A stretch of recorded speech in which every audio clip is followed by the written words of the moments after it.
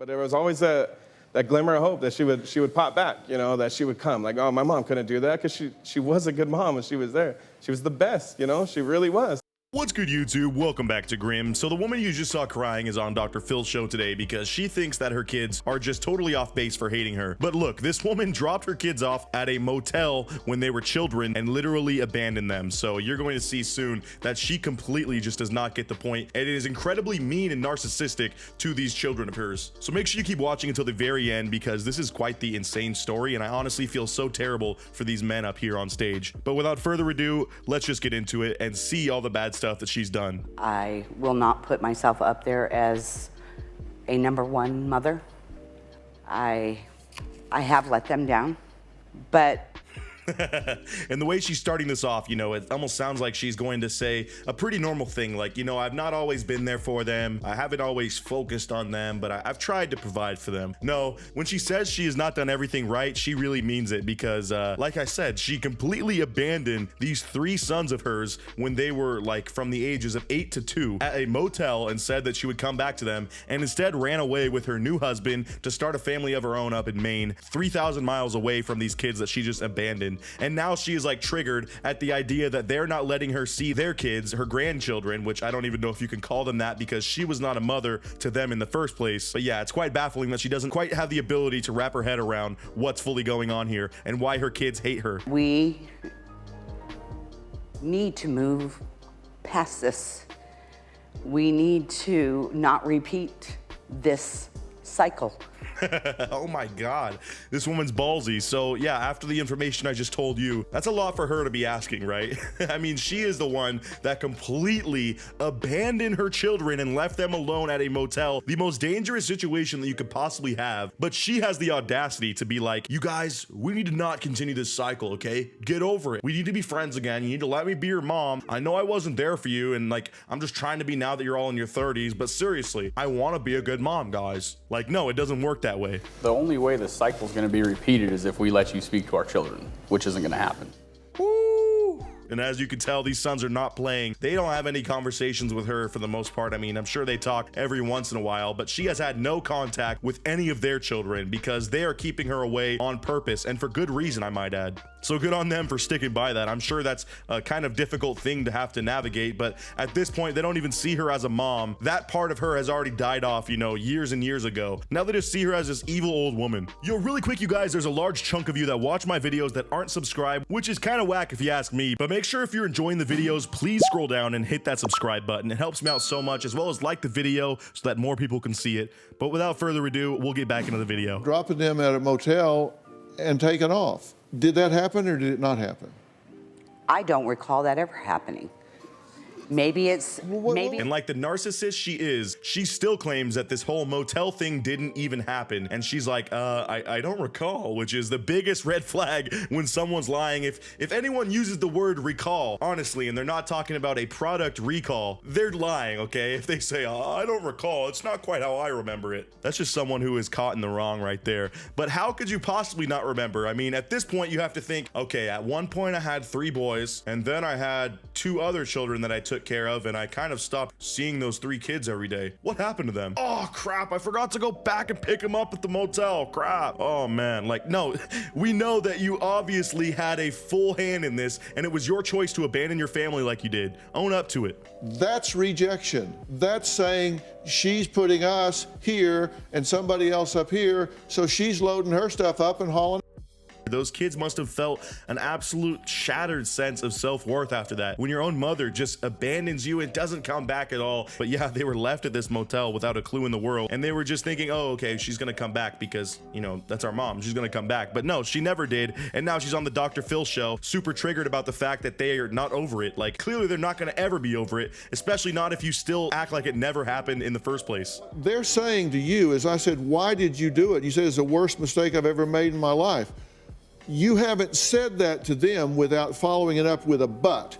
You make excuses. And if you needed another sign that this lady is an absolute narcissist, every time she does get close to that, treasure trove of admitting her faults, which is what we all want someone to do on the Dr. Phil show, but for some reason, everybody on this show has an inability to do that. But whenever she gets close to discovering, maybe it is my fault and my kids do have a right to hate me, she follows it up with a reason or a but or just another alternate explanation that doesn't really quite add up to why she did what she did. She can make all the excuses she wants, but it's still cut and dry. You left your kids, and they basically have not had you in their life as a mother ever since they were toddlers. You absolutely dropped the ball, and even though you went and started your own new family, and I'm sure you were trying to be a good mother to those other 2 kids that you ended up having with this other guy that you ran away with, these 3 kids are forever tainted by having you as a mother. Like literally, they have had a more difficult life because of the way you treated them. So of course they hate your guts.